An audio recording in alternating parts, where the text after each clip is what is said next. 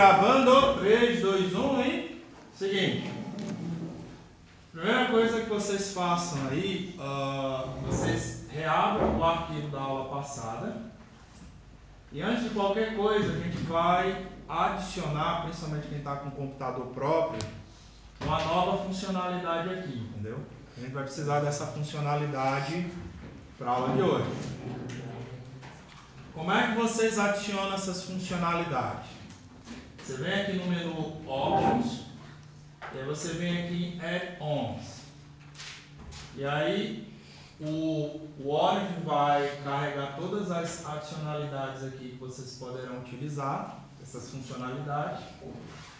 E aí a que a gente vai adicionar hoje vai ser essa daqui chamada Explain. Aí basta marcar aqui e clicar em OK e esperar o Orange instalar. Certo?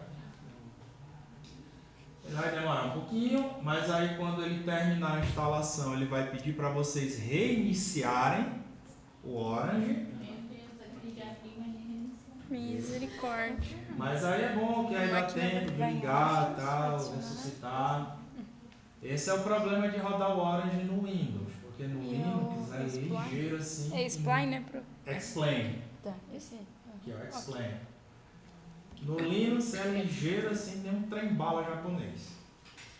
Mas no Windows aí eu não posso dizer nada, né? Mas é bom que ele está instalando aqui, aí é bom que a gente vai vendo, batendo papo. Pode ser que tenta dar uma pausa enquanto ele vai. Na gravação? É, eu acho que tem. Ah. E o meu começou agora, o meu nem é. Seguinte, ó, quando vocês terminarem de instalar, aí se vocês vierem aqui, ó, vai descendo, sabe? Aí vai aparecer essa nova aba aqui chamada Explain. E aí a gente vai usar alguma dessas funcionalidades aqui na aulinha de hoje. Certo? Então, enquanto aí vai processando a máquina de vocês, eu peço que prestem atenção aqui, só lembrando, isso daqui está sendo gravado. Então, preste atenção no que a gente vai fazer aqui agora. Como eu falei na aula passada, montar essa estrutura do jeito que está aqui não é o caminho que vocês devem seguir para rodar qualquer modelo de previsão. Tá certo? E o que eu estou feliz hoje é que eu vou conseguir, pela primeira vez no curso de administração, ensinar redes neurais artificiais, sem precisar digitar uma linha de código. Entendeu? E aí vocês vão começar a dizer, olha, hoje eu rodei uma rede neural artificial. Um mini chat GPT, tá? Mas não na magnitude de tudo, mas pelo menos usando a ferramenta que um chat GPT usa, por exemplo. Então vamos lá. Deixarei essa estrutura aqui de propósito para a gente fazer uma comparação, até porque o Orange tem a vantagem, por ser uma tela em branco, você pode montar nessa tela em branco quantos workflows você quiser, tá certo? Justamente para quê? Para você comparar. Essa é a vantagem dele, por exemplo, em relação a qualquer outro programa estatístico. Porque uma vez que eu abri aqui, ele já foi calculando tudo que a gente tinha feito na aula passada. Se fosse qualquer outro programa estatístico, a gente teria que recalcular manualmente. Pois bem, então, Sara, vamos lá na primeira funcionalidade, lá em cima, o Data. E aí você clica aqui em Dataset novamente. Você vai puxar esse dataset aqui para baixo. Nossa, esse meu mouse, deixa eu pegar aqui. Vem por aqui para baixo. Aqui? Renomeia ele, né? Você bota California Housing 2, por exemplo. E vamos carregar novamente aqui os dados do California Housing. Olha, outra vantagem do Orange é que ele tem memória. O que é que eu quero dizer com isso? Lembra que na aula passada, quando a gente utilizou esse ícone de dataset, foi para carregar o conjunto de dados do California Housing? Então, se você clicar novamente no mesmo ícone, ele, por definição, vai repetir a tua última ação. Então, isso te ajuda a ganhar tempo. Certo? Beleza, pode fechar aqui. Posso clicar nele? Não, ele já está, eu acho que ele já está carregado aqui, mas clica só por via das dúvidas, porque quando tem essa bolinha verde aqui, ele já está carregado. Você fecha aqui Meu pai. Ele vai. Eu entendo, é o Windows. Aí. E aí, como toda boa prática, que eu sempre recomendo para vocês é, sempre visualizem os dados antes de fazer qualquer coisa. E qual é o instrumento para melhor visualizar os dados aqui? Um data table, certo? Você pode até puxar o ícone aqui um pouquinho para cima, só deslocar ele um pouquinho para cima. E aqui, pode dar um clique duplo, pode maximizar aqui, sabe? E aí nós estamos olhando aqui o nosso conjunto de dados, certo? Agora a gente vai fazer a coisa de maneira profissional. Certo? Pode fechar, Sara, por favor. E agora você vai clicar aqui nessa funcionalidade aqui chamada Transform. Pronto. Pode subir mais um pouquinho para descer desse. Pronto, aí. Essa funcionalidade Transform, como o próprio nome diz, é para você fazer manipulação nos dados. Certo? E um ícone que eu particularmente considero bastante poderosíssimo para quando vocês forem fazer essa análise dos dados, é esse ícone aqui das duas engrenagens chamada Preprocess, ou pré-processamento. Em relação aos outros softwares estatísticos, esse pré-processamento você faz de maneira manual. Aqui o Orange vai fazer para você. Certo? E aí eu vou lhe mostrar por quê. Basta clicar aqui uma vez, Sara, puxa esse ícone aqui para baixo e basta ligar o California Housing a ele. Beleza. Só que a magia do cinema vai acontecer agora quando ela clicar duas vezes aqui no ícone. Que aí vai abrir essa tela em branco. Pode maximizar, por favor. E aí ele vai te perguntar o que é que você quer pré-processar. Então vamos lá. Aqui nós temos várias opções e a primeira opção que eu vou mostrar para vocês e que eu recomendo toda vez que vocês forem rodar um modelo de regressão é fazer isso aqui, ó. Normalização das características. Só basta clicar aqui e arrastar para cá. E só. Por que normalizar as características, ou seja, as variáveis independentes, ou seja, as variáveis preditoras? Por que é importante isso? Vou mostrar aqui agora. Minimiza aqui, por favor, Sara. Clica nesse data table aqui. Se vocês perceberem aqui, olha para todas essas variáveis aqui. Certo? Se vocês prestarem atenção aqui, essas variáveis elas estão em escalas diferentes e em magnitudes diferentes. Aqui eu estou comparando aqui a mediana das receitas, que está em torno aqui de 8,32, 8,30, e aqui eu estou comparando com população, que são números bem maiores que aqui a mediana da receita, se vocês olharem a magnitude do número. Essa diferença de magnitude, ela pode enviesar a construção do modelo, porque aí o modelo vai dar mais importância, principalmente no seu coeficiente, para as variáveis com maior magnitude. Ou se ela tiver uma correlação negativa, ele vai dar menos importância do que deveria para essas variáveis. Então, no modelo de regressão, sempre se recomenda que todas essas variáveis aqui estejam na mesma escala, certo? Para evitar o quê? O viés de magnitude. De você ter um modelo que foi criado, não em função porque há uma relação entre as variáveis per si, mas sim porque uma variável ela tem um valor de magnitude muito grande. Certo? Então, para evitar isso daqui, é que a gente faz uma normalização. Certo? Pode fechar aqui, Sara. Professor, qual que é a normalização que é para utilizar ali? Eu vou mostrar agora. Ah, tá. Aqui. Aí quando você clica aqui, opa, vai, dá um clique duplo. Eu acho que ele está em algum lugar. Ah, acho que está aqui. Pronto. Uhum. Aí vamos lá. Quando você traz para cá, ele vai te dar aqui 5 opções de vocês fazerem essa normalização.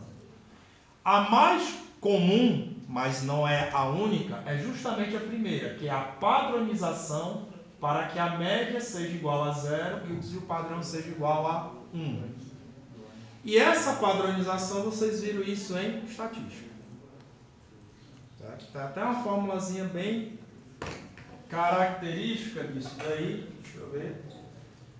Que o dado normalizado, vou botar aqui normalizado de I, é o dado original menos a sua média dividido pelo seu desvio padrão. Então, aquela primeira opção ali, ela está fazendo a aplicação dessa fórmula aqui. E aí ela vai fazer a normalização para cada uma das variáveis preditoras, para cada uma das características. Ele não vai aplicar a normalização no alvo. Entendeu? O target vai continuar o mesmo. Ele só vai aplicar a normalização nas variáveis preditoras, nas características. Se você fechar aqui, pode fechar. Se você puxar um data table aqui, Outro? sim. Aí você ligar aqui o pré-process até ele, veja que aqui o que é que ele está fazendo. Ó. Ele está pegando os dados pré-processados e está jogando aqui para a tabela. Pode clicar em OK e aí você abre essa tabela aqui. Ó. Se você maximizar aqui, aqui ele não mexeu, continua a mesma coisa.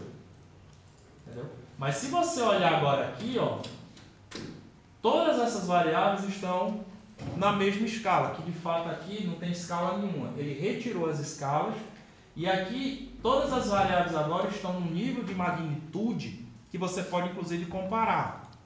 Porque todas elas aqui, elas vão ter a média muito próxima de 0 e elas vão ter o desvio padrão muito próximo de 1. Então, se está todo mundo na mesma escala, eu estou eliminando o quê? O viés de magnitude da variável. Então, quando vocês forem aplicar um modelo de regressão, seja para fazer previsão, seja para fazer classificação, a primeira coisa que vocês devem fazer é normalizar as variáveis. Certo? E o pré-process faz isso para você. Pode fechar lá. Voltando aqui no pré-process. Você pode mudar para outro tipo de escala, se de repente essa daqui não funcionar. Por exemplo, essa última aqui, ela vai normalizar para o intervalo 0 ou 1, ou seja, o menor valor da série vai ter 0, o maior valor vai ter 1. Por exemplo, quando é que eu usaria isso daqui? Se eu quiser trabalhar com logaritmos. Ah, professor, o logaritmo é importante? É sim, inclusive depois eu mostro para vocês porque que ele é importante, inclusive no mundo real. Por exemplo, prestar atenção nos dados da DEM. Certo? Então, depois eu vou mostrar para vocês onde é que o logaritmo entra ali com a magnitude dele. Por quê? Porque não existe o logaritmo de um número negativo. Então, se eu uso essa normalização aqui, vai dar ruim, porque aqui vai aparecer número negativo, aqui vai aparecer número negativo. Aqui não. Digamos que você quer estabelecer limites, ou seja, o maior número que eu encontrar vai ser 1, o menor número que eu encontrar vai ser menos 1. Digamos que você está lidando com uma situação dessa, então você pode usar esse tipo de normalização aqui. Digamos que você só quer travar a variabilidade dos dados para que no máximo seja igual a 1. Você pode usar essa daqui. E a média vai ficar flutuando. Digamos que você quer fazer o contrário. Eu quero que a média seja igual a 0, mas o desvio padrão fique flutuando. Isso depende do quê? De como você vai utilizar a variável. Mas, professor, eu não sei nem por onde começar. Então, se você não sabe por onde começar, começa por aqui. Que é a padronização que vocês viram lá na estatística. Beleza? Bom, segunda coisa que ele pode fazer aqui não vai surtir muito efeito, porque a gente não tem dados perdidos. Mas se de repente você tiver um banco de dados com dados perdidos, ele preenche os dados perdidos para você. Basta clicar nessa funcionalidade aqui, ó, Impute Missing Values, e traz para cá. E aí, se você prestar atenção, ele vai fazer de maneira sequencial. Então, na hora que ele pegar o teu conjunto de dados, a primeira coisa que ele vai fazer é normalizar, depois ele vai fazer o quê? Preencher os dados faltantes. E aí aqui você escolhe como é que ele vai preencher. Se ele vai preencher pela média, ou pelos dados mais frequentes, ou se ele vai preencher com valores aleatórios, ou se ele remove as linhas com os valores faltantes. Isso vai depender do quê? Obrigado, Renato. Isso vai depender do quê? Vai depender de como você vai lidar com o problema. Certo? No nosso caso, essa funcionalidade ela não vai ser aplicada porque o nosso banco de dados não tem nenhum dado faltante. Entendeu? Ou seja, ele está completinho. Mas se de repente, para o próximo trabalho que vocês vão me entregar, vocês se depararem com um banco de dados com dados faltantes, você já sabe como é que resolve isso daí. Basta adicionar essa funcionalidade aqui. Ele tem outras opções que você pode aplicar, mas basicamente para a regressão, são essas duas as que a gente vai mais prestar atenção. Beleza? Então tá, você pode ter um xizinho por aqui, você pode até clicar para remover. Vamos deixar por enquanto só isso aqui. Pode fechar. Tá. Você puxa... Não, pode deixar essa tabelinha aqui tranquilo. O próximo passo agora, gente, é o seguinte. Que isso, num programa de estatística convencional, você ia ter uma trabalheira incrível para lidar com isso. Quando você vai fazer um modelo de regressão, você obrigatoriamente precisa separar o seu conjunto de dados em dados de treino e dados de teste. Por quê? Porque com o dado do treino, você vai criar um modelo de previsão. Mas você precisa dos dados de teste para você garantir que esse modelo de previsão funcione. Por que você tem que aplicar o modelo de previsão no dado de teste? Porque o dado de teste, o modelo nunca viu. E você só consegue dizer se um modelo é bom quando ele consegue acertar para um conjunto de dados que ele nunca viu. E é esse o propósito que você quer. Criar um modelo para que com os dados futuros ele acerte o máximo possível. Então nunca, e aí eu vou deixar bem gravado, nunca façam a validação do modelo com dados de treino. Por quê? Porque uma vez que se você fizer essa validação, é como se ele estivesse tentando adivinhar algo que ele já sabe. É como se eu te entregasse a prova e o gabarito juntos. Isso você não tem como garantir. Por exemplo, se eu entrego a prova e o gabarito juntos, eu não tenho como medir se realmente você aprendeu. Digamos assim, de uma maneira bem lato sensu. Como é que eu meço se você aprendeu? Eu entrego a prova sem o gabarito. E aí você vai ter que responder ela sem conhecer. Mas se você souber como o procedimento funciona, você vai acertar a prova. Então é por isso que o melhor modelo é aquele que acerta sem nunca ter visto os dados. E para que isso aconteça, do seu conjunto de dados, você tem que separar em duas amostras. Certo? E segundo, essa separação tem que acontecer de maneira aleatória, randômica. Para quê? Para você eliminar o viés de seleção. O que é o viés de seleção? Por exemplo, se eu quisesse selecionar aleatoriamente vocês aqui na sala, uma da maneira para eu eliminar esse viés de seleção seria eu, nesse exato momento, fechar meus olhos. Segundo, fazer vocês trocarem de lugar, para depois eu sair apontando aleatoriamente e escolhendo vocês. Porque se eu vendo onde é que vocês estão e eu fechar meus olhos, eu sei onde é que vocês estão mais ou menos. Então eu não eliminei o viés de seleção. E qual é o problema do viés de seleção? É você achar que a tua amostra representa a população. E se você tem uma amostra enviesada, você vai tomar decisões de maneira enviesada. E isso pode, inclusive, fazer você perder muito dinheiro. Então, para se evitar o viés de seleção, ou seja, evitar que o selecionador use suas preferências pessoais para selecionar os dados, entendeu? É que a gente randomiza os dados, porque o modelo tem que ser construído a partir de dados que representem a população, mas selecionados de maneira aleatória.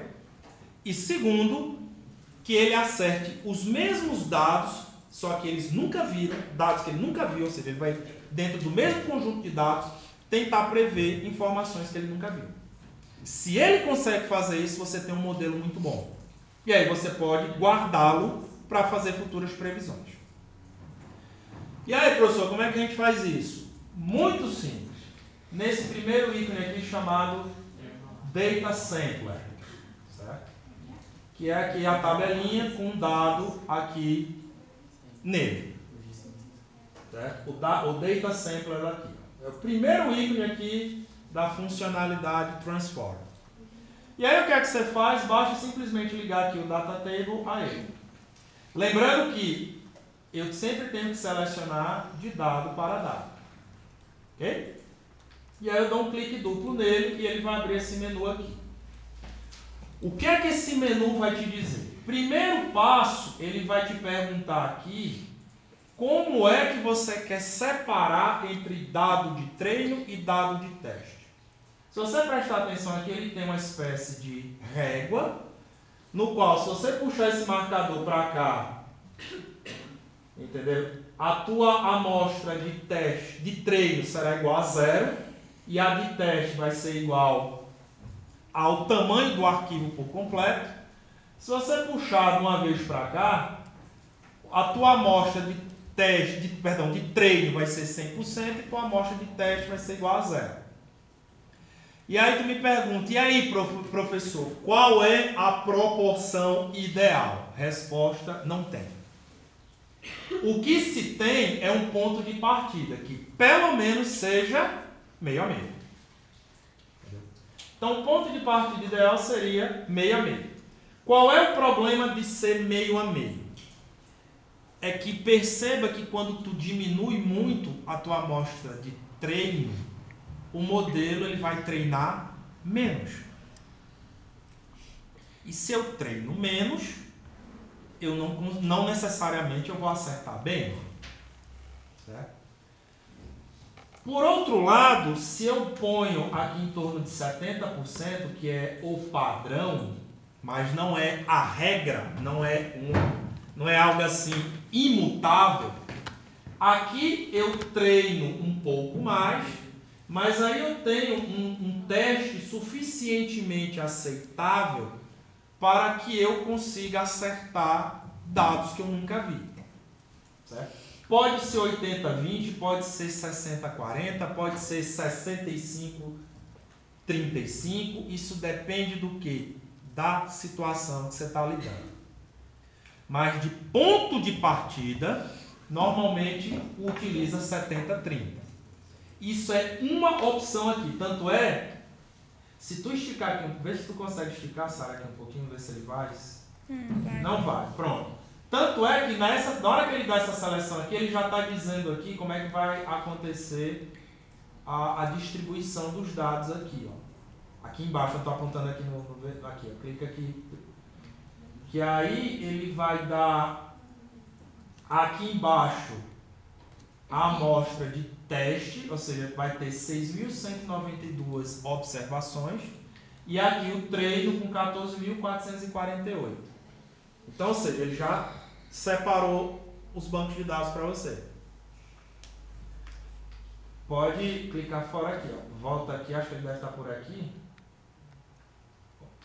Então, essa é uma maneira. A outra maneira é quando você determina o número de linhas. Por exemplo, se tu clicar aqui, ó, aí você vai ter que dizer quantas linhas vai ficar na amostra de treino. Aí você teria que colocar aí, por exemplo, 10.000 linhas.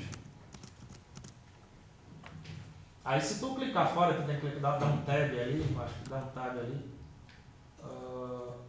Clica aqui Sample Data aqui para ele. Pronto. Na hora que você fizer aqui, ó, 10.000 linhas, aí o que acontece? Tem exatamente 10.000 linhas no treino e as restantes 10.640 vieram para o teste. Se você quiser fazer essa separação, é uma maneira que você pode fazer. Esse item aqui, amostra com reposição, isso tem a ver muito com estatística. Vamos lá voltar à aulinha de probabilidade básica. Digamos aqui que eu tenho 5 bolas. Certo? O que é um sorteio sem reposição? É quando eu tiro uma bola, digamos que aqui sejam vermelhas e aqui azuis. O que é um sorteio sem reposição? Se eu tirar uma bola dessa, tá certo? E no próximo sorteio a bola que eu tirei ela não volta. O que é o sorteio com reposição? Na hora que eu sorteio uma bola aqui, para que eu faça o próximo sorteio, ela tem que voltar. Entendeu? Então, o que é aquela amostragem com reposição? É que pode acontecer que uma observação que está no banco de dados de treino, ela pode aparecer no banco de dados de teste. A mesma observação. Então, quando ela está desmarcada aqui, você tem uma separação do tipo sem reposição, ou seja, o Jefferson ele está na base de dados de treino, logo ele não vai estar na base de dados de teste. Se eu marcar ali, ele pode aparecer, ou seja, os dados dele podem aparecer nas duas bases de dados.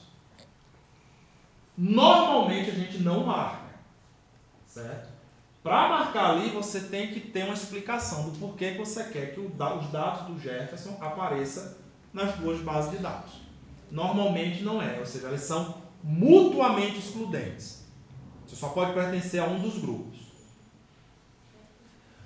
Ali embaixo, quando você quer trabalhar com cross-validação, o que é que ele vai fazer ali? Aí você pode apertar ali no Sample Data. Pode clicar aqui.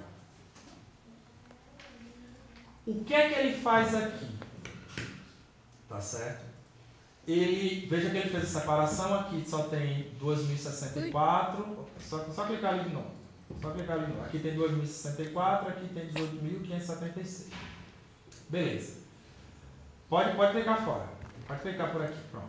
Vai voltar. Isso. O que é essa cross-validação aqui? Ele vai separar em amostra de treino e amostra de teste. Só que o que ele vai fazer?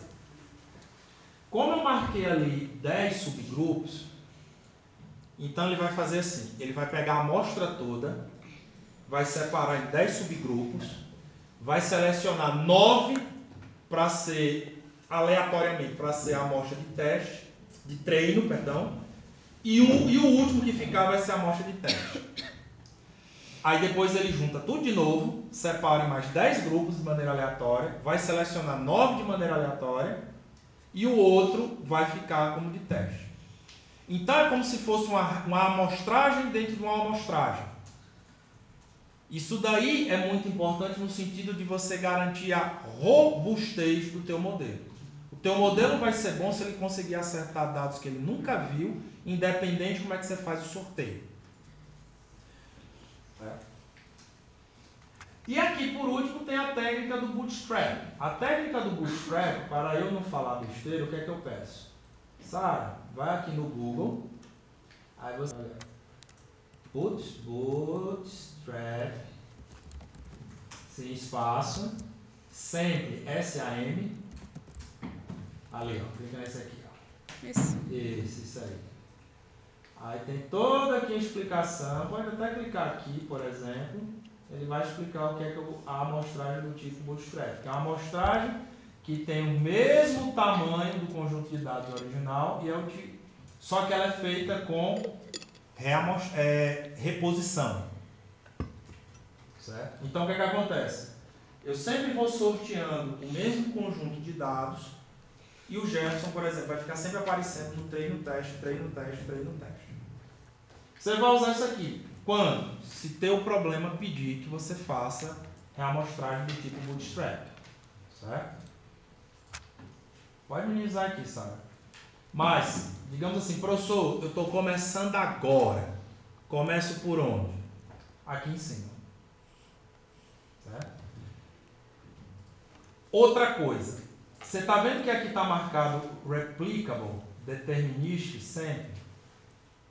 Para o nosso critério, você sempre vai deixar isso marcado. Por quê? Porque se tu desmarcar, porque se ela ficar clicando aqui, ó, marca aqui, sabe? Toda vez que ela apertar nesse botãozinho, A base de dados de treino vai ter o mesmo conjunto de dados, a base de dados de teste vai ter o mesmo conjunto de dados. Se tu desmarcar isso daqui e clicar aqui em sample, embora a quantidade não vai mudar, mas os dados que estão ali vão mudar. Qual é o problema de tu desmarcar isso aqui? É porque se eu rodar esse fluxo de dados aqui com isso aqui desmarcado, eu não vou encontrar os mesmos resultados que você encontrou anteriormente. Então, se você quiser que eu, no futuro, encontre os mesmos resultados que você encontrou, você tem que deixar aqui esse replicable marcado. Certo? O de baixo, que tem aqui o stratify sample when possible, isso daí quer dizer o seguinte. Se eu fizer aqui uma contagem, visualmente eu estou vendo que tem mais mulheres do que homens aqui nessa sala. Então, se eu quiser extrair uma amostra de nós aqui, essa amostra, para ela ser representativa, ela tem que ter a mesma proporção que a população. Eu não posso pegar uma amostra aqui com 2 homens e 2 mulheres, porque proporcionalmente isso não representa essa população que a gente está aqui.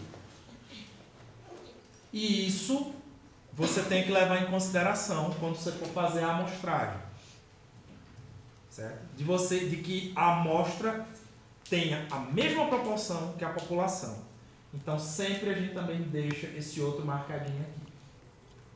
Então, depois que você monta esse setup aqui, você pode clicar aqui em Sample Data. Certo? Pode fechar. E aí, se você quiser enxergar isso daí, aí você vai ter que montar 2 tabelas. Certo? Você pega aqui um data table aqui. Você pode deixar aqui, puxa aqui para cima. Não. Essa. Aqui? Não, por aqui, isso. Aí o que é que você vai fazer? Eu quero enxergar o banco de dados de treino, ou seja, o banco de dados que eu vou criar um modelo. Você puxa aqui uma linhazinha daqui para cá. E aí, essa linhazinha tem que estar com essa conexão aqui, ó, de data sample. O data sample sempre será o banco de dados de treino. E aí você quer enxergar como se fosse um conjunto de dados aqui. Certo? E aqui você vai criar uma outra tabela, aqui para baixo. E aí você vai puxar uma outra linhazinha aqui para baixo. E aqui nessa linhazinha você vai apagar essa daqui e vai ter que ser esse cruzamento aqui, o do remaining data para data. Remaining data sempre será a amostra de teste. Certo? Então você pode até fechar aqui, sabe? E aqui você renomeia essa tabela aqui como dados de treino. E aqui embaixo você renomeia como sendo dados de teste.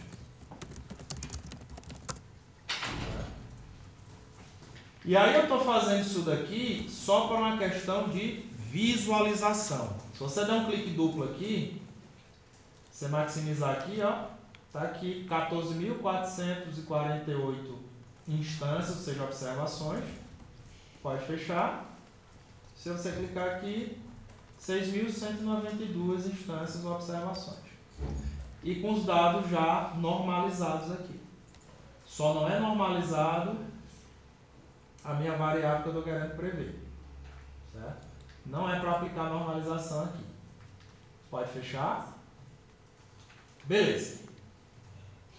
Agora é que vem o detalhe legal que o Orange oferece, é que você pode testar vários modelos de previsão ao mesmo tempo.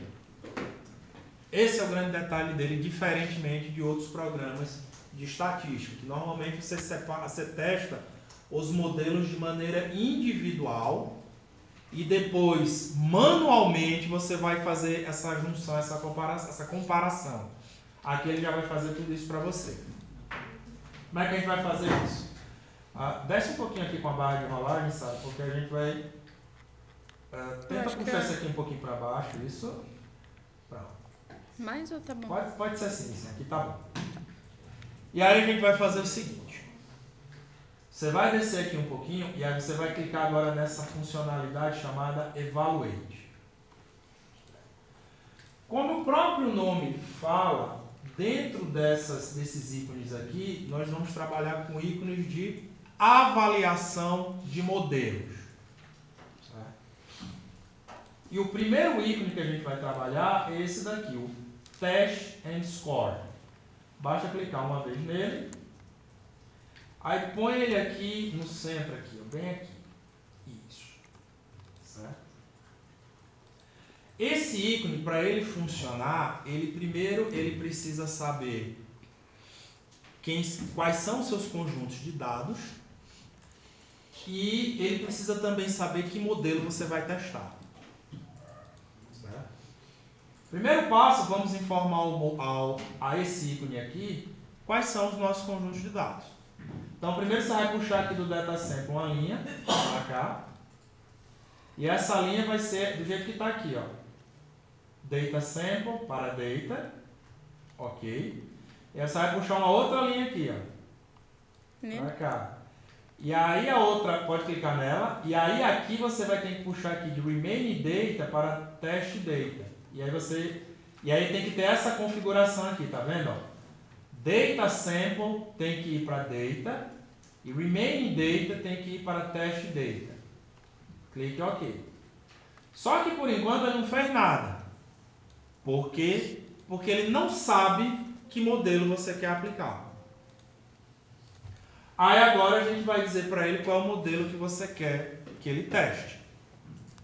Na aula passada nós vimos que a gente quer que ele faça isso com o modelo de regressão linear. Como é que a gente vai trabalhar esse modelo de regressão linear? A gente vem aqui em Model e vamos procurar aqui regressão linear. Você clica, aí você move aqui. Põe esse modelo aqui para cima. Vai olhar aqui onde eu estou apontando o laser, aqui, isso. E aí o que é que você vai fazer? Você vai puxar uma linhazinha daqui e vai ligar aqui embaixo. Aí agora, viu que ele foi bem ligeirinho aqui. E agora, quando ele tem esse izinho aqui, é porque eu já consegui ter um conjunto de informação ali para avaliar. Dou um clique duplo nele, maximiza aqui, e aí, Sara, você marca aqui, ó, Test on Test Data. Certo? E aí a gente tem que prestar atenção nesse conjunto de dados aqui, ó. Certo? No de vocês, provavelmente vão encontrar números ligeiramente diferentes desse daqui, porque... Minimiza aqui, Sara, por favor. Lembra que aqui eu fiz uma separação aleatória dos dados? Para eu fazer essa separação aleatória, eu preciso de um número randômico inicial. E não necessariamente o número randômico inicial do computador da Sara é igual ao número randômico dos computadores de vocês. Então, pode acontecer que nas máquinas de vocês, quando vocês vierem aqui no Test and Score, encontrarem números ligeiramente diferentes do que você está vendo aqui. Isso não é um erro. Você só vai encontrar diferente, por quê? Porque o conjunto de dados é diferente. Entendeu? Simples assim. Bom, como é que a gente avalia isso daqui? Esses 4 primeiros indicadores aqui, eles são indicadores de medida de erro. Então, quanto menor esses números aqui, mais o modelo consegue acertar. Então, para esses 4 primeiros aqui, a gente vai ver o que é que eles são. Quanto menor, melhor. Certo? Qual é o número ideal que é para aparecer aqui? 0. Porque quando aqui é igual a 0, isso significa o quê? Que o modelo está acertando tudo, na mosca. Certo? Já esse último aqui, que é o R quadrado, isso aqui não tem nada a ver com Star Wars, certo? Esse R quadrado, ele se chama coeficiente de determinação. O coeficiente de determinação, ele vai variar entre 0 e 1. Quando ele é igual a 1, significa que o modelo está acertando tudo na mosca. Entendeu? Já adianto às senhoras e senhores que é muito difícil numa amostra de teste a gente encontrar ali o coeficiente de determinação igual a 1. Então, diferentemente desses outros aqui, desses 4 primeiros, o coeficiente de determinação, quanto mais próximo de 1, mais isso significa que o modelo está acertando a previsão. Tá certo? Dito isso, vamos aprender sobre os outros ali. Isso daqui, se eu não me engano, é mean square erro, que é o erro quadrático médio. Esse daqui é o root mean square error, que é o erro quadrático médio, a raiz quadrada dele. Esse daqui, o meio, é o mean absolute erro, que é o erro absoluto médio. E esse MAPE ali, se não me engano, é mean absolute percentage error, que é o erro médio absoluto percentual. Ah, professor, eu quero ver as fórmulas disso daí. Vamos lá no nosso amigo Google. Aí basta você colocar aqui, por exemplo, MSE, ou MSE, né, como vocês falam aqui, a espaço, aí você bota assim, explicação. Aí vai lá, vamos ver o que é que ele vai trazer. Aí aqui, que mundo maravilhoso. Pode clicar aqui em mostra mais. O Gemini já traz uma explicação para você aqui do que é o MSE, ou erro quadrático médio. A métrica é utilizada para avaliar a precisão de um modelo preditivo, especialmente em regressão. Ela calcula a média dos quadrados dos erros entre os valores previstos pelo modelo e os valores reais. Aí se você descer aqui, tem a equação bonitinha aqui e maiores explicações que o Gemini vai trazer para vocês. Certo? Pode subir aqui, no lugar que você coloca um Rzinho aqui na frente, só um R na frente. Sim. Isso, Enter. Aí ele já traz, aqui o Gemini falhou com a gente, mas ele já traz a explicação do RMSE. Substitui aqui por MAE. M Maria. Tá certo. Tá, aí Enter. Bom, aqui é pra mãe, né? Aí você bota assim. Vamos botar assim, escreve assim, erro absoluto médio explicação. Erro absoluto. Absoluto médio. Vai, Enter. Aí tem aqui a explicação do que é o erro absoluto médio. Aí você coloca aqui um P depois do A aqui, ó. Põe? Não. M-A-P-E. M-A. Sim. Isso, Enter. Aí tá aqui, ó, a explicação do que é o MAPE. Para esse curso, o que é mais importante? É fazer as contas? Não, porque o software está fazendo as contas para você. O que é mais importante para esse curso é você entender que, ao calcular esses 4 primeiros erros, volta lá para o Orange, você vai esperar que eles estejam o mais próximo de 0 possível. É isso que vocês têm que ter em mente. Beleza? Então, o nosso modelo aqui, por exemplo, no coeficiente de determinação, eu posso inclusive interpretá-lo de modo percentual. Então, em modo percentual, é como se eu estivesse acertando cerca de 60% dos dados. Tá bom? Tá ruim? Não sei, você é quem vai me dizer. Em termos empresariais, os empresários, como são extremamente avessos ao risco, ele ia querer esse negócio aqui em torno de 98% de acerto, para ele começar a usar o modelo no negócio dele. Certo? Por quê? Porque, por definição, o empresário tem medo de perder dinheiro. Não é, dona Ana Laura? Tá. Então, ele vai querer esse índice aqui o mais próximo possível de 1. Beleza? Aí vocês disseram assim, professor, tá, mas eu quero ver a previsão. Não tem problema. Fecha aqui. Se você quiser ver a previsão, você vai lá na funcionalidade lá do Evaluate. E aí você vai trazer essa bolinha de cristal aqui, que é o Prediction. Você traz aqui para baixo. E basta ligar aqui o Test Score até ela.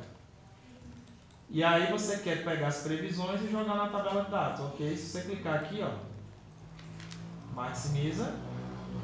Ele trouxe todas as variáveis aqui, ó. Se olhar, todas as variáveis estão aqui. E aqui, nessa coluna, se tu tentar, vê se tu consegue aumentar, por exemplo. Nessa coluna aqui chamada Linear Regression, são as previsões que ele está tentando fazer. E nessa coluna aqui é o valor real. E aí você pode, a olho vivo, comparar se ele está prevendo de maneira certinha. Em alguns casos o número vai estar bem próximo, como esses daqui. Em outros casos não tanto. Lembra que ele só está acertando cerca de 60% das previsões. Certo?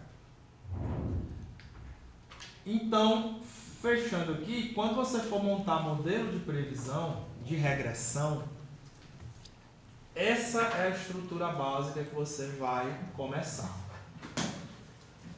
Certo? Você faz um pré-processamento, você separa aqui a amostra, tá certo? E aí você coloca o modelo que você quer avaliar. Lembrando que aqui é um modelo de regressão linear, ou seja, ele parte do pressuposto que existe uma relação de linearidade entre as variáveis. Mas aí, de repente, você quer introduzir um modelo não linear. E eu vou avisar para vocês, em ciências sociais aplicadas, o que é mais comum é ocorrer não linearidade. Então, não necessariamente um modelo de regressão linear ele vai resolver os nossos problemas. E aí você me pergunta, professor, como é que eu introduzo um modelo não linear? E aí a gente vai voltar lá para a nossa funcionalidade de models. E aí eu vou colocar aqui dentro dessas várias opções que tem aqui, o que está na moda hoje em dia, que são as redes neurais. Então eu acho que você clicou aqui, Sara? Então ele deve estar em algum lugar aqui. Se tu puxar aqui a barrinha, pronto, tá aqui. Aí você puxa ele aqui para baixo. E aí você dá um clique duplo nele para explicar o que é que está ali. Opa, pronto. Então vamos lá. Redes neurais artificiais. Esse assunto é recente? Não. Esse assunto vem desde os anos 1950. Quando a primeira rede neural artificial foi criada, que foi o Perceptron. Certo? Por que só agora a gente está tendo uma maior familiaridade com redes neurais artificiais? Porque só agora a gente passou a ter poder computacional massivo. Nos anos 50,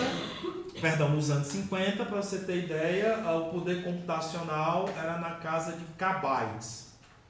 Tanto é que há um comentário que os nossos celulares têm um poder computacional muitas vezes maior que o computador da Apollo 11, que fez o homem pousar na Lua.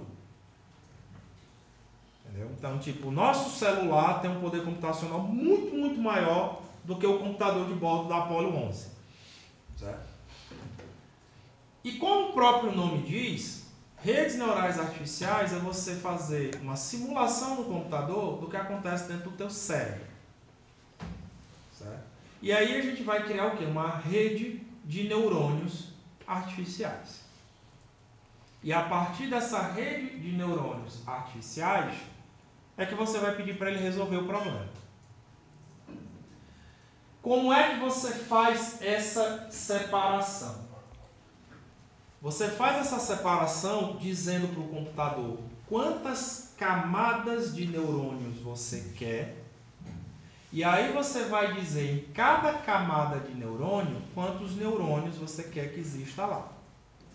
Então vamos começar com a camada mais básica possível. No lugar desse 100 aqui, Sara, você digita o número 2. 2. Pode botar uma vírgula aí. O que é isso aí? Eu estou criando um cérebro que só tem uma camada e 2 neurônios.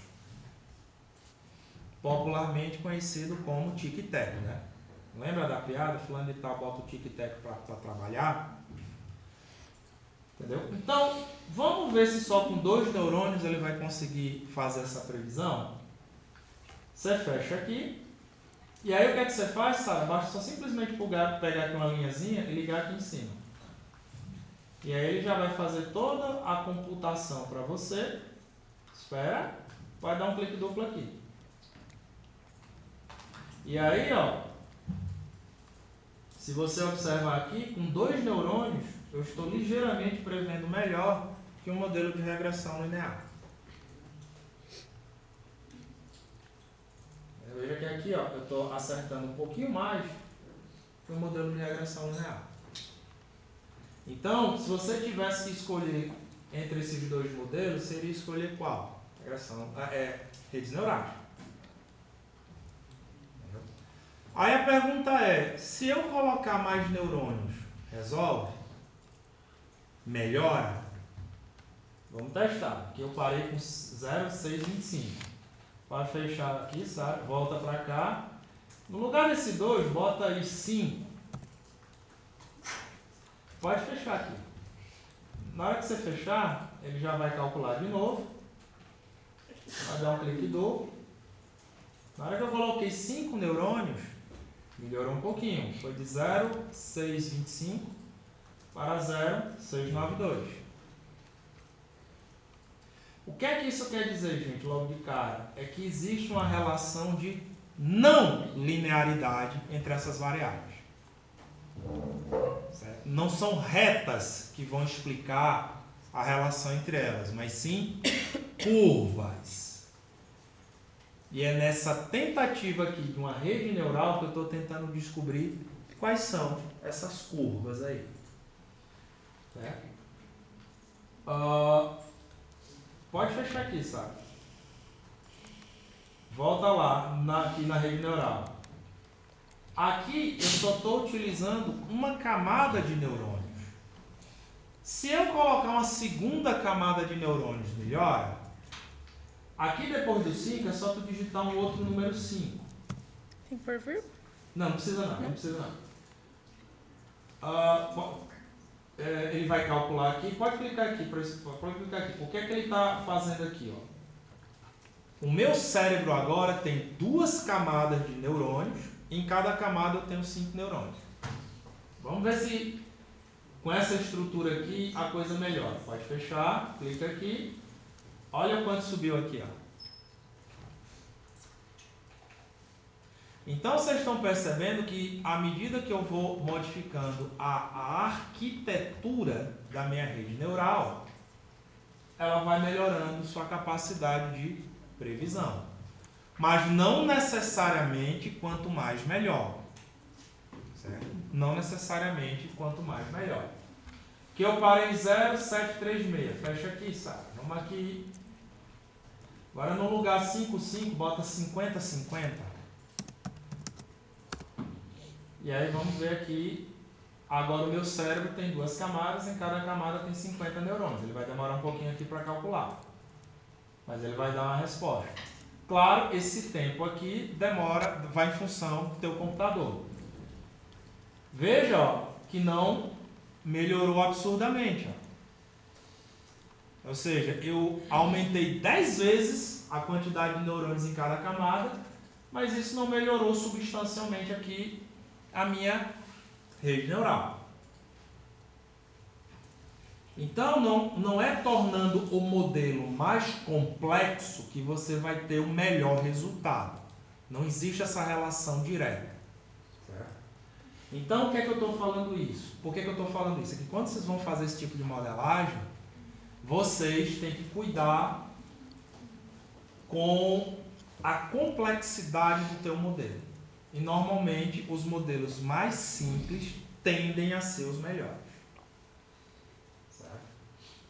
Então, por que eu estou falando isso? Pode fechar aqui, Sara. Porque quando vocês forem criar a rede neural de vocês, essa função de ativação você pode deixar aqui a ReLU. O algoritmo de resolução você pode deixar aqui no Adam. Essa regularização não mexa aqui, porque se vocês mexerem aqui, vocês vão meio que bloquear o cérebro de vocês. Ele vai demorar a aprender. Então, deixa do jeito que está aqui. E esse número de iterações aqui, você pode deixar em torno de 200. Porque isso daí tem a ver com, assim, grosso modo falando, como se fosse o tempo de evolução do teu cérebro. Então, fazendo uma analogia bem grosseira, do jeito que está aqui, é como se o seu cérebro, sei lá, fosse demorar 200 anos para aperfeiçoar. Mas lembrando, é uma analogia, tá? Não é que vai demorar 200 anos mesmo, não. É só para fazer uma analogia do que é isso daqui. Certo? E deixa aqui o Replicable Train marcado, por quê? Porque na hora que ele vai tentar otimizar a tua rede neural, ele utiliza números aleatórios de início. Certo? Pode fechar isso aqui. Então, como propostas básicas de vocês fazerem a avaliação inicial do modelo de vocês, obrigatoriamente, para regressão linear, vocês vão ter que testar esses dois aqui. E aí eu vou querer ver opções de redes neurais. Por exemplo, volta para... pode deixar essa aqui, pode clicar aqui. Não, dá um clique duplo nela. Vai dar um clique duplo nela. Aqui está 50-50, né? Pode fechar. Aí você renomeia aqui, você adiciona assim, no final, espaço 50, espaço 50. Que é para eu saber que nessa rede neural aqui, eu tenho duas camadas, cada camada do meu cérebro vai ter 50 neurônios. Aí, você clica de novo aqui em rede neural. Aí puxa ela aqui para baixo, por favor. Só que aí nessa rede neural, vamos dar um clique duplo aqui. Vamos fazer o seguinte, vamos criar 3 camadas, por exemplo. Como é que você cria 3 camadas? 5, vale 100, 5,5,5. Então aqui esse meu cérebro eletrônico, ele vai ter 3 camadas, cada camada com 5 neurônios. Pode fechar aqui. Aí você renomeia aqui essa rede neural, né? Aí lá no final dela, espaço 5, espaço 5, espaço 5. Para eu saber que são 3 camadas, cada camada tem 5 neurônios. E liga isso daqui até lá em cima. Não, daqui, pode ser esse caminho também. Liga, não, aqui, ó. Ah, tem que ser pra cá. Isso. Aí ele vai recalcular aqui. Ele demora um pouquinho por causa dessa rede neural aqui de 50, mas você der um clique duplo aqui, ó, o que é que ele está fazendo? A comparação desses 3 modelos. Se você olhar aqui, uma rede com 5, 5, 5 não é tão distante de uma rede com 50, 50. Então, de repente, você pode se satisfazer com um modelo mais simples. Que vai demandar o quê? Um poder computacional menor da tua máquina. Ou seja, ele vai dar uma resposta mais rápida. Certo? Então, é esse tipo de exploração que eu gostaria que vocês fizessem no trabalho de vocês. Aqui na regressão linear não tem como melhorar, a priori, porque eu não vou trabalhar agora nesse momento com regularização com vocês. Porque para trabalhar com regularização eu teria que mostrar as equações de regularização e aí fugiria do escopo inicial dessa disciplina. Certo? Mas então você cria um modelo de regressão e aí você vai criando 2, 3, 4, 5 novas redes neurais com configurações diferentes. Que configurações, professor, eu posso usar? Usem a sua imaginação. Certo? O que é que a gente está fazendo aqui, de maneira manual, o que a gente chama de refinamento de hiperparâmetros. Certo?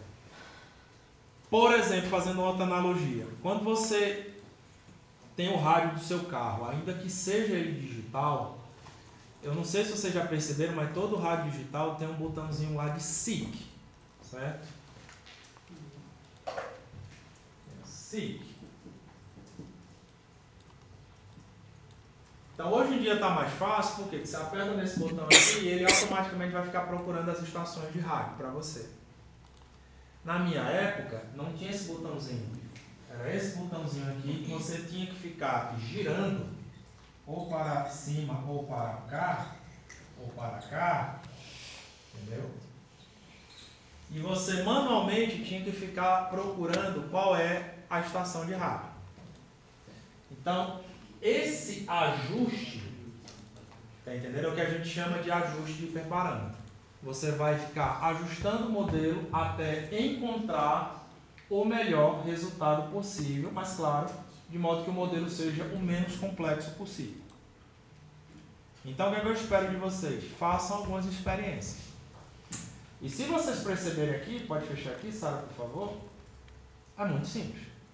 Basta você simplesmente ligar um novo modelo aqui. Ligou um novo modelo aqui, você aqui avalia a qualidade de previsão. E aqui, se você clicar aqui, ó, na bolinha, você vai vendo as previsões de cada um desses modelos. Para cada uma das observações do banco de dados de teste. Então aqui, como a regressão linear previu, como essa rede neural aqui 50-50 previu, como essa rede neural 5-5-5 aqui previu. Entendeu? E aqui, em cinza mais escuro, estão os dados reais. Então, do jeito que está aqui, gente, veja só, você já consegue fazer a aplicação de um modelo linear e um modelo não linear para qualquer conjunto de dados. Fazendo a separação de dados de treino, dados de teste e testando o modelo nos dados de teste. Certo? Para a graduação, eu posso te dizer que a nível de Brasil, pouquíssimas pessoas sabem disso. No nível de graduação. Pós-graduação é outra história. Mas graduação, sintam-se privilegiados. Porque não é todo o curso de administração que ensina isso daí. E eu estou utilizando isso para quê? Para que vocês consigam criar modelos matemáticos que saibam fazer previsão de dados. Aqui o que é que a gente está querendo prever? O valor médio de uma casa. Então, esse é o primeiro passo. Segundo passo aqui, pode minimizar aqui, Sara. Tu tem como fazer aqui no View um zoom out aqui, mais um pouquinho, para poder enxergar aqui. Tá bom, sim? Pronto. Beleza. Então, isso daqui é um modelo básico inicial. Só que a gente viu na aula passada que tem algumas variáveis que elas não são tão relevantes assim para o nosso modelo. Inclusive, por exemplo, aqui, Sara, volta lá no menu Data, lá na funcionalidade Data, e vamos puxar aqui o Rank para cá. Bem aqui, ó. E aí você pode ligar aqui todo o conjunto de dados. E se a gente clicar aqui no Rank, pode maximizar, a gente está vendo que, por exemplo, aqui se eu utilizar aqui regressão invariada, só a primeira variável, que é a renda do respondente, que é a mais relevante. Em segundo lugar, mas numa magnitude bem menor, está a média de salas que a casa tem. E em terceiro lugar aqui está a latitude. Como vimos lá na aula passada, a latitude é para você descobrir se a tua casa está mais ao norte ou se está mais ao sul daquela região geográfica. Certo? Então, pode fechar aqui, Sara, por favor. Então, se eu quiser, veja só, do jeito que está aqui, vai dar um clique duplo aqui. Aqui. Aqui, ó, se você puxar a barrinha de rolagem para cá, o meu modelo, ele tem 1, 2, 3, 4, 5, 6, 7, 8 variáveis. Então, tem uma equação que eu preciso colocar 8 valores ali, porque são 8 variáveis, para eu poder fazer a previsão do valor médio da casa. A pergunta é, eu preciso realmente de todas essas 8 variáveis? Ali a gente viu que não. Então, como é que a gente faz isso? Você pode fechar ali, sabe? E aí a gente vem aqui no nosso amigo Preprocess. E aqui, dentro do Preprocess, ele tem aqui uma funcionalidade chamada Select Relevant Features. E aí você traz ela para cá. Beleza. Aqui, o que é que ele vai fazer? Primeiro ele normaliza, depois ele só vai trazer para o modelo as variáveis mais relevantes. Ou seja, as que realmente contribuem, as que realmente influenciam no preço da casa. E aí, o que é que a gente vai fazer aqui agora? Caiu a net, peraí. Tá. Aí o que é que a gente vai fazer agora? Primeiro a gente vai ajustar aqui o score, que a gente vai colocar aqui, ó, Univariate Linear Regression. Por quê? Porque lá no rank é essa medida que ele utiliza. E aqui vamos trabalhar primeiro, gente, só com duas variáveis. Vamos colocar aqui 2 no lugar de 10. Então, ou seja, ele vai pegar somente as duas variáveis mais importantes. Pode fechar aqui, que isso daqui é feito de maneira automática. Se você clicar aqui na tabela, só vê as duas variáveis mais importantes. Ou seja, veja o Origin trabalhando para você. Em vez de você fazer essa separação manual, você simplesmente está dando uma ordem para ele e ele está cumprindo suas ordens. Pode fechar aqui. Vamos ver aqui o resultado que deu. Ó, com duas variáveis caiu. Veja que eu tinha na casa de 0.7, entendeu? Eu tinha caído na casa de 0.5 e aqui caiu a qualidade de previsão. Mas veja que com duas variáveis, por exemplo aqui, ó, para as redes neurais, eu acerto mais que 50%. Então aí demonstra o quê? Que eu tenho que prestar atenção mais nessas duas variáveis. Porque são elas que vão ficar me dizendo o que é que de fato influencia a decisão do meu comprador. Aí você diz assim, tá, professor, mas eu quero ver a influência, a explicação de todo mundo. Eu quero ver isso de uma maneira mais clara. Tem como fazer isso? Tem. Como é que a gente vai fazer isso aqui? Pode fechar aqui. Aí é onde a gente vai utilizar o nosso amigo Explain. Certo? E aí a gente vai chegar aqui nessa funcionalidade aqui do Explain. Como é que eu posso fazer isso aqui? Aí aqui a gente vai ter um pouquinho mais de trabalho. O que é que eu gostaria que você fizesse? Pega esse quadradinho aqui e joga para cá. Só para a questão de visualização. Esses dois sobem aqui mais um pouquinho. Isso daqui mais um pouquinho. Beleza. Show. Aí o que é que eu queria que você fizesse? Você viesse aqui. Aí ele vai estar em algum... Aqui, ó. Puxa ele aqui para baixo.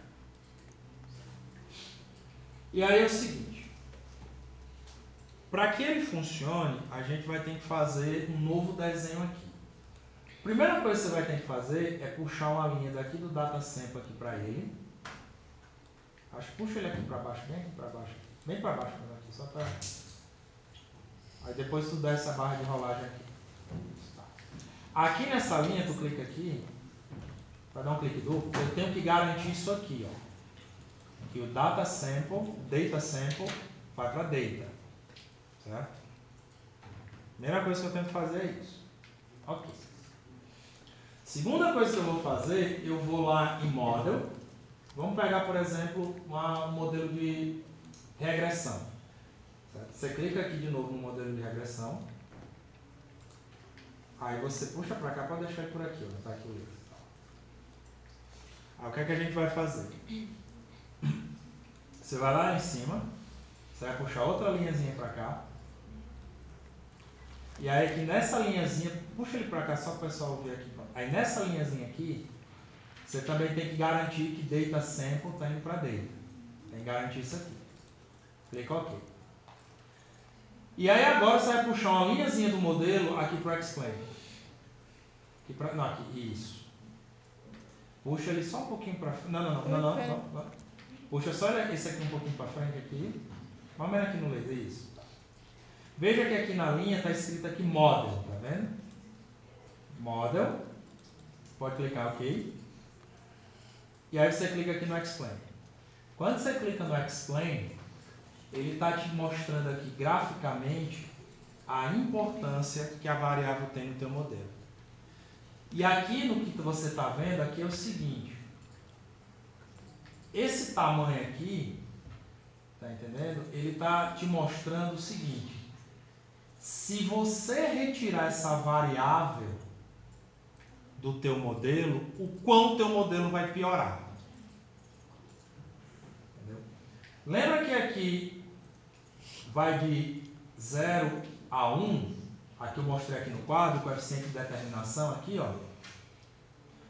Se você retirar essa variável aqui do teu modelo, basicamente você vai errar tudo. Entendeu? Então isso daqui é uma maneira de você enxergar o quão importante a variável é no teu modelo. Pode fechar aqui, sabe? Voltemos aqui no pré-process. Vamos eliminar esse item aqui, ó. Select Relevant Feature. Pode clicar fora. Pode fechar. Porque agora a gente vai analisar todo mundo. Vamos esperar um pedacinho aqui, ó, porque aqui quando tem esses pontinhos vermelhos, significa que ele está processando. Então vamos esperar um pouquinho.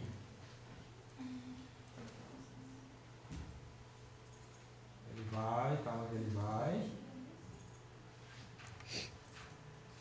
Pronto. Clica agora aqui no Feature Importance. Porque agora ele está avaliando todo mundo. Deixa eu ver aqui, está faltando variável. Tá, não, está aqui. Pronto. Então está aqui as 8 variáveis. Então veja só que no meu modelo, quando eu utilizo o Feature Importance aqui, perceba que latitude e longitude foram para frente.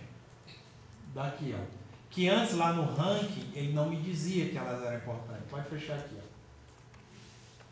Veja que quando eu venho aqui, latitude e longitude aqui, ó, nessa configuração aqui, elas não são tão importantes. Porque a latitude aqui e a longitude lá embaixo.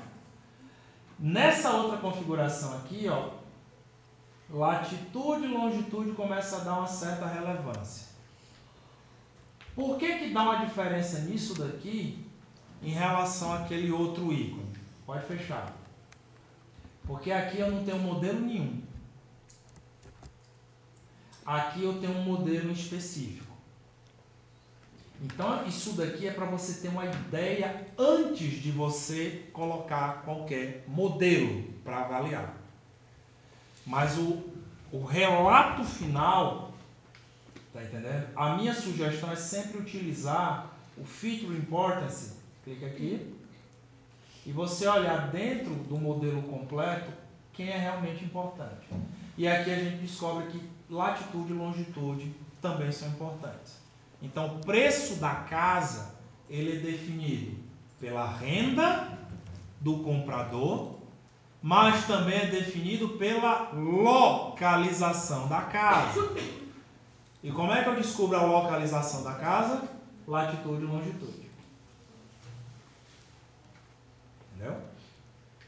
Pode fechar aqui. E aqui eu tenho um modelo completo. Fica aqui, ó. Aqui está todo mundo. E aí você me pergunta, professor, mas se eu quiser manualmente selecionar as variáveis do meu interesse, tem como fazer isso? Tem. Certo? Pode fechar aqui. Aí o que é que a gente vai fazer? Puxa aqui um pouquinho para baixo o pré-process, vem aqui. Isso aqui. E aí a gente quebra aqui, ó. Você pode apagar essa linha aí. Você clica, isso, dá OK. Aí ele vai desfazer tudo isso aqui. E aí você me pergunta, professor, eu quero escolher quais variáveis vão de fato entrar no meu modelo. Vamos lá em Transform. E aí tem um ícone aqui chamado Select Columns. Você traz ele para cá. Bem aqui. Ó. Com esse ícone, a gente vai poder dizer para o Orange que variáveis vão entrar no modelo. Você puxa uma linha daqui para baixo. Sempre tem que estar aqui garantido o data. E aí você dá um clique duplo aqui. Ó. Nesse clique duplo aqui, você vai dizer para o Orange quem fica e quem cai fora. O target ele já separa automaticamente, isso daqui a gente não mexe. A gente vai ter que mexer aqui na coluna de features, porque aqui ele está selecionando todo mundo. E previamente a gente viu que para o modelo de regressão linear o que importa é o quê? A renda do comprador e a localização da casa. Então, por exemplo, você vai clicar aqui, ó, essa variável aqui que é house age, se eu não me engano, clica aqui, e você clica aqui nessa setinha, ó, que ele retira, ele vem aqui para a coluna dos ignorados. E aí a gente vai fazer com todas as outras, menos latitude, longitude e median. Então você clica aqui, ou você pode selecionar todas que você não quer ao mesmo tempo, isso, pode clicar aí também, e clica aqui na setinha. Então aqui agora eu estou trazendo ele só vai trabalhar exatamente com essas 4 variáveis aqui. Aqui eu estou querendo prever e aqui as variáveis preditoras. E é só fechar aqui. E aí daqui eu puxo uma linhazinha aqui para baixo. E aí ele já vai recalcular tudo isso para vocês. Se você clicar aqui, por exemplo, nesse data table aqui, ó, pode clicar, só vieram as variáveis que você manualmente selecionou. Pode fechar aqui. Vamos esperar ver aqui o resultado. Lembrando que quando tem esses pontinhos vermelhos, agora não pode clicar aqui, sabe? No teste score. E aí veja aqui, ó. Nessa rede 50-50 não caiu tanto, aqui caiu um pouquinho, mas veja que tudo continua acima de 0,5. O que denota o quê? Que aquelas 3 variáveis, que é latitude e longitude, que indicam a localização do imóvel, mais a renda do comprador, é meio que vai nortear o preço da casa. Você fechou aqui, você clicar aqui, ó, elas continuam aqui com importância considerável, certo? Então, entenda que isso daqui, quanto maior essa coluna, é isso que você tem que ter em mente, quanto maior essa coluna, mais importante a variável é. Então, quem é que fica no modelo? Variáveis que tenham colunas bem grandes. Entendeu? Pode fechar aqui. E aí, agora você tem um modelo mais refinado, que ele acerta mais de 50%, entendeu? E que você descobriu, quando você clica aqui, ó, que por enquanto esse modelo aqui, com 2 camadas e 50 neurônios cada, está acertando cerca de 76% dos dados que o modelo nunca viu. Somente com 3 variáveis. Então você tem um modelo mais simples. E você tem um modelo que, por exemplo, na hora que você for fazer uma palestra, as pessoas vão acreditar. Realmente latitude e longitude faz sentido, por quê? Porque essa é a localização do imóvel. E imóveis localizados em áreas nobres tendem a ser mais caros. Imóveis localizados em áreas menos nobres tendem a ser mais baratos. E a renda do comprador, ela vai te sinalizar o quê? O camarada que tem muito dinheiro, ele vai tender a comprar uma casa mais cara. Quem tem menos dinheiro vai tender a comprar uma casa mais barata. Certo? Pode fechar ali? Então, isso daqui, gente, é um workflow, ou seja, um fluxo de trabalho mínimo que você tem que fazer para rodar modelos de previsão. E aqui eu só estou mostrando 2 modelos para não cozinhar o cérebro de vocês de uma vez. Porque quando você for lá na funcionalidade Model, existem vários outros que vocês, se quiserem, podem explorar. Mas por enquanto vamos começar somente com um modelo linear e um modelo não linear, e aqui o escolhido foram as redes neurais artificiais. Por quê? Porque a priori é mais fácil de vocês fazerem o ajuste dos hiperparâmetros. Beleza, gente? Pode pausar, Sara, que acho que a gente já está chegando no final.